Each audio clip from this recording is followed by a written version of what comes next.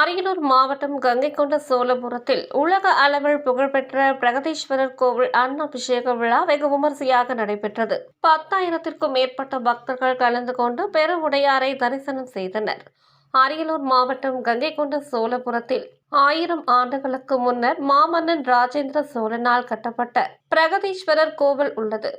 கங்கை வரை படையெடுத்து வெற்றி பெற்றதன் அடையாளமாக கங்கைகொண்ட சோழபுரம் என்னும் மாநகரை உருவாக்கிய மாமன்னன் ராஜேந்திர சோழன் தலைநகரமாக கொண்டு ஆட்சி செய்த இடத்தில் பிரகதீஸ்வரர் கோவிலை ராஜேந்திர சோழன் கட்டினார். யுனெஸ்கோவின் உலக மரபு சின்னமாக அறிவிக்கப்பட்டு கட்டிடக்கலைக்கு சான்றாக விளங்கும் இக்கோவில் தற்போது உலக பிரதான சின்னங்களில் ஒன்றாக திகழ்கிறது. வரலாற்று சிறப்புமிக்க கங்கைகொண்ட சோழபுரம் பிரகதீஸ்வரர் கோவிலில் ஒவ்வொரு ஆண்டும் ஐப்பசி மாத பௌர்ணமி தினத்தன்று அன்னாபிஷேக விழா வெகு விமரிசையாக நடைபெறுவது வழக்கம். அதன்படி கங்கைகொண்ட சோழபுரத்தில் 41வது அன்னாபிஷேக விழாவானது கடந்த 3ஆம் தேதி கனக விநாயகருக்கு சிறப்பு அபிஷேகத்துடன் தொடங்கியது.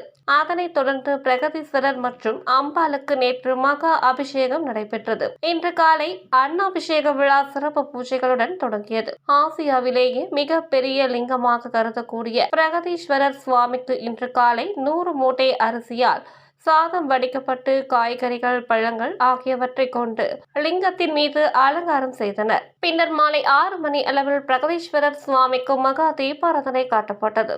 அன்ன அலங்காரத்தில் காட்சி அளித்த பெருவுடையாரை ஆயிரக்கணக்கான பக்தர்கள் நீண்ட வரிசையில் வந்து தரிசனம் செய்தனர்.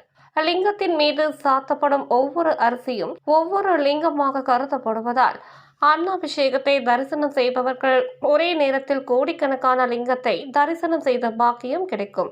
இந்த அன்னாபிஷேக தரிசனத்தால் நோய் நொடிகள் நீங்கி கோடி புண்ணியம் பெறுவார்கள் என்பது ஐதீகம். விழாவை முன்னிட்டு தமிழகம் முழுவதும் பல்வேறு மாவட்டங்களில் இருந்து சுமார் 10,000க்கும் மேற்பட்ட பக்தர்கள் கலந்து கொண்டு சுவாமி தரிசனம் செய்தனர்.